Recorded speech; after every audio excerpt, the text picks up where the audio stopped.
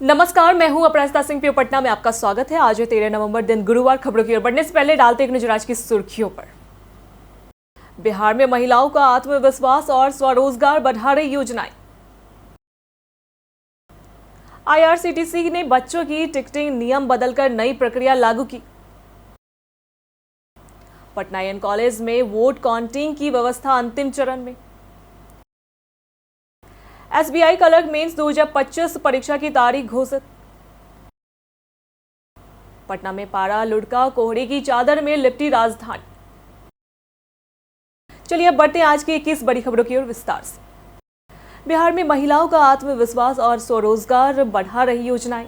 बिहार सरकार ने महिलाओं के रोजगार और सशक्तिकरण के लिए 2 मुख्य योजनाएं शुरू की हैं। मुख्यमंत्री महिला रोजगार योजना और मुख्यमंत्री महिला उद्यमी योजना। महिला रोजगार योजना के तहत हर परिवार की एक महिला को अपनी पसंद का रोजगार शुरू करने के लिए प्रारंभिक 10,000 रुपये और आवश्यकता अनुसार 2 लाख रुपए तक की अतिरिक्त वित्तीय सहायता दी जाती है।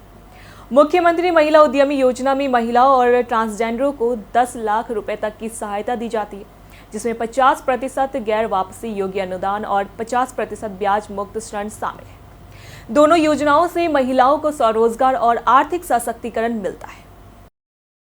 आईआरसीटीसी ने बच्चों के टिकटिंग नियम बदलकर नई प्रक्रिया लागू की।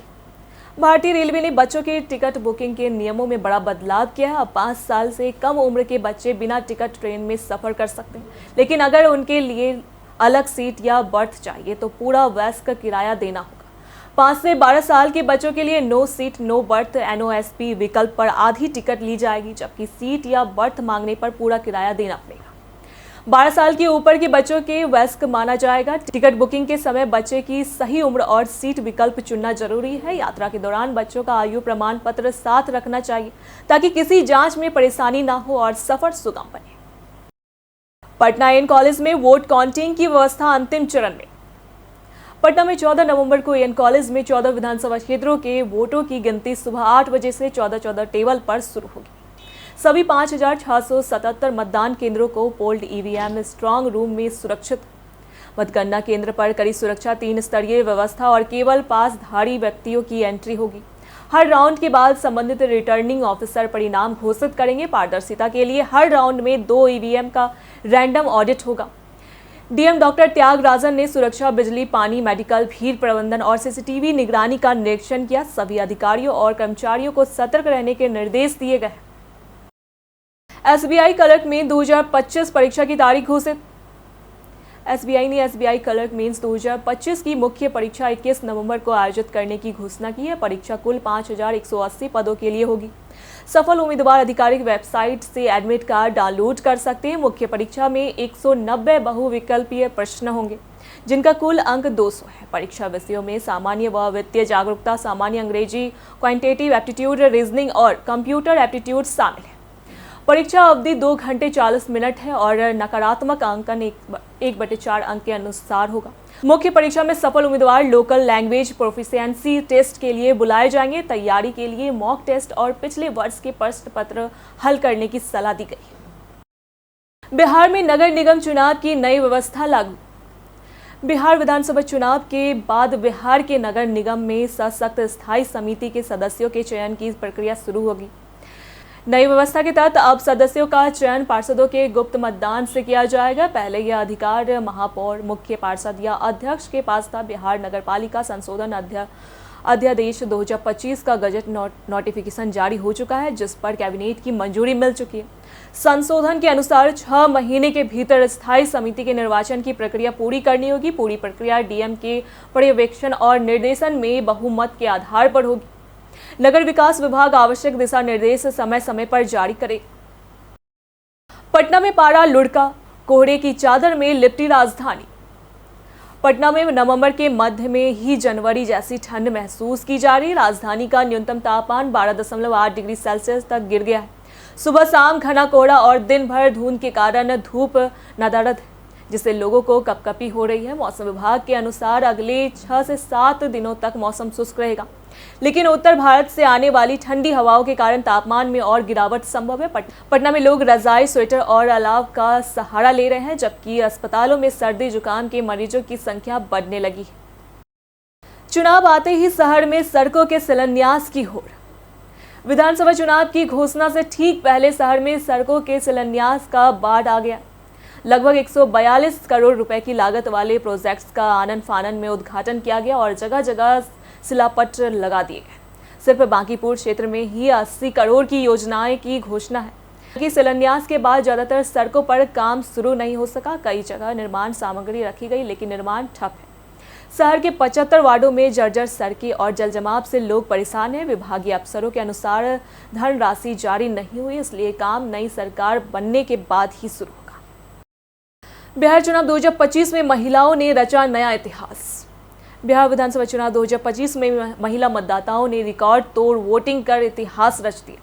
चुनाव आयोग के अनुसार इस बार कुल 66.91% मतदान हुआ, जो अब तक का सबसे अधिक है। महिलाओं की भागीदारी 71.6% रही, जबकि पुरुषों का मतदान 62.8% था।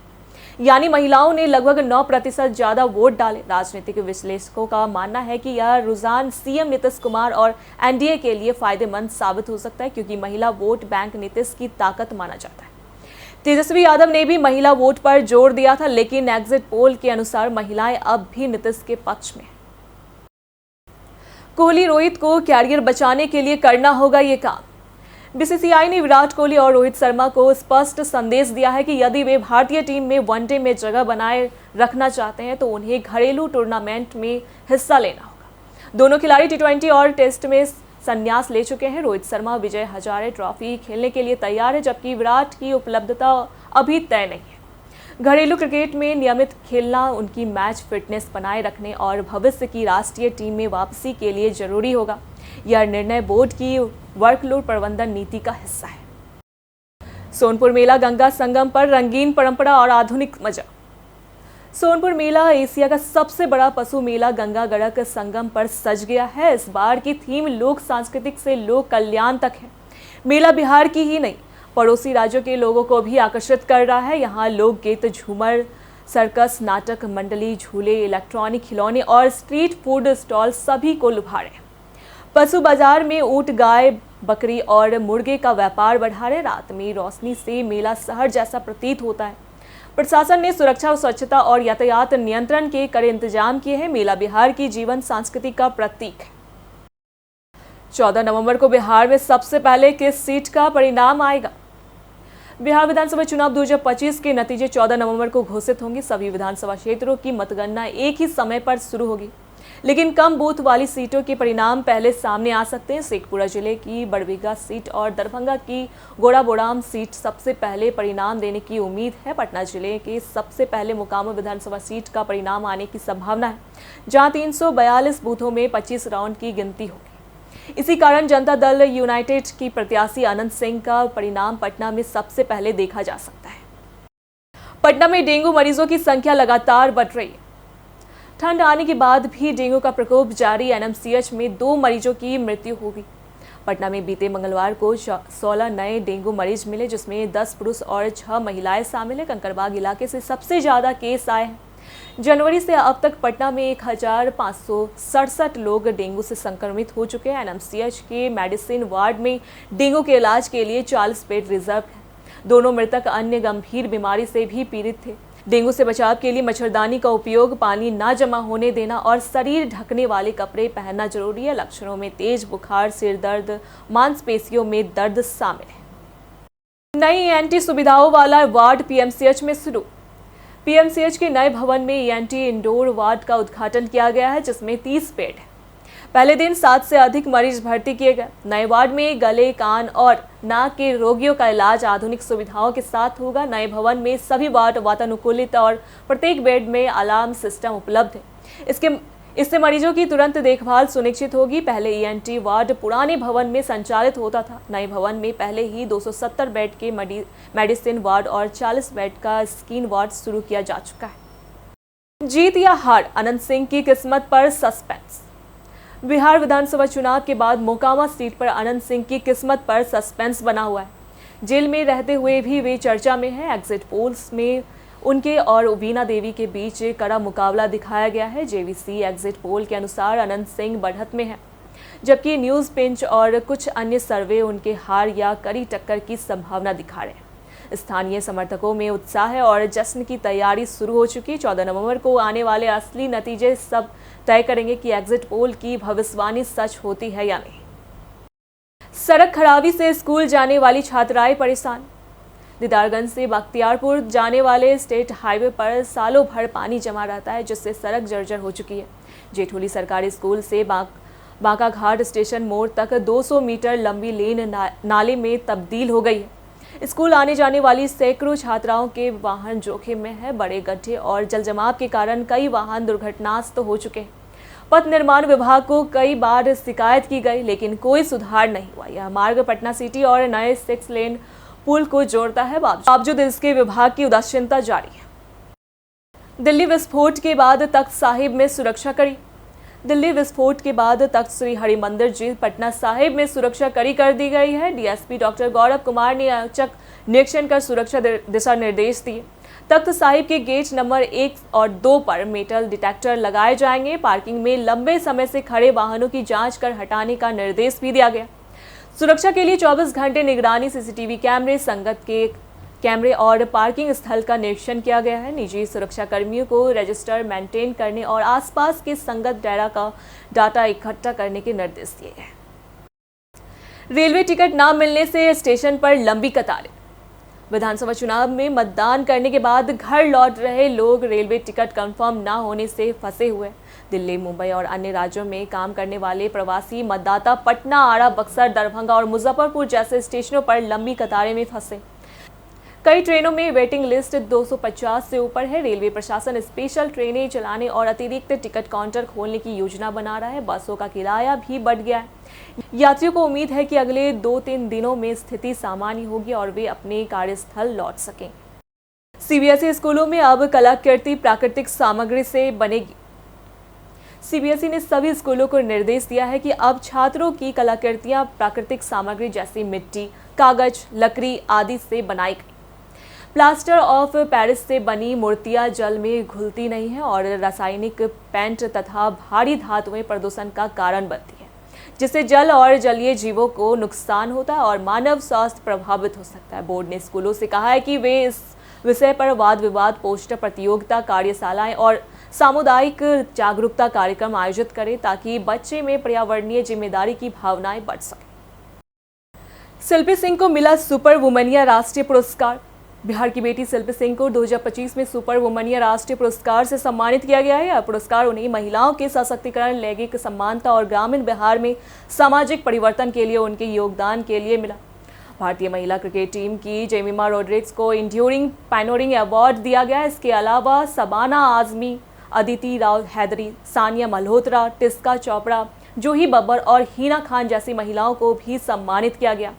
शिल्पी ने इसे ग्रामीण और वंचित महिलाओं की आवाज का प्रतीक बताते हुए कहा कि यह पुरस्कार उनके संघर्ष और बदलाव की दिशा में प्रयासों का सम्मान है। पटना में सोना चांदी फिर महंगा, जाने ताजा दाम। पटना के सराफा बाजार में सोने और चांदी की कीमतों में जबरदस्त उछाल देखा गया है। 24 कैरेट सोना 1,23,500 रुपए से बढ़कर 1,25,600 रुपए प्रति 10 ग्राम हो गया, जबकि 22 कैरेट सोना 1,16,500 रुपए और 18 कैरेट सोना 95,500 रुपए प्रति 10 ग्राम बिक रहा है। चांदी का भाव 1,59,000 रुपए प्रति किलो पहुंच गया है। जानकारों के अनुसार कमजोर डॉलर, वैश्विक आर्थिक अनिश्चितता और शादी सीजन की बढ़ती मांग ने दामों को ऊपर धकेला है। पुरानी 22 कैरेट आभूषणों का एक्सचेंज रेट 1,13,500 रुपए और चांदी का 153 रुपए प्रति ग्राम चल रहा है। पटना एम्स की नई पहल, बच्चों व बुजुर्गों को तलाशेगा यह अस्पताल। पटना एम्स ने आनुवांशिक और घातक बीमारियों से पीड़ित बच्चों व बुजुर्गों की पहचान के लिए नई पहल शुरू की है। इसके तहत जिले के उन गांवों को गोद लिया जाएगा जहां मरीज अधिक आते हैं। Community medicine, child cancer scheme सहित 14 विभागों के डॉक्टर चयनित गाँवों में जाकर बीमारियों का सर्वे करेंगे। गंभीर मरीजों को इलाज के लिए एम्स भेजा जाएगा। खान पान, स्वच्छता और परिवार के अन्य सदस्यों की जानकारी जुटाई जाएगी। इस पहल में रिसर्च भी किया जाएगा और रोजाना अलग अलग विभागों की ओपीडी चलाए जाएंगे। बीते दिनों जिन्होंने हमारे वीडियो पर लाइक और कमेंट किए थे उनके नाम है संजीव कुमार, मनोज दास, अवोध कुमार, राकेश कुमार, अमरजीत कुमार। इसी के साथ बढ़ते हैं आज के सवाल की ओर। आज का सवाल है, पटना में महावीर मंदिर क्यों प्रसिद्ध है? मंदिर की वास्तुकला, धार्मिक अनुष्ठान या त्योहारों के लिए? आप अपना जवाब हमें हमारे कमेंट बॉक्स में जरूर दें। ऐसी जानकारी के लिए देखते रहे प्योर पटना।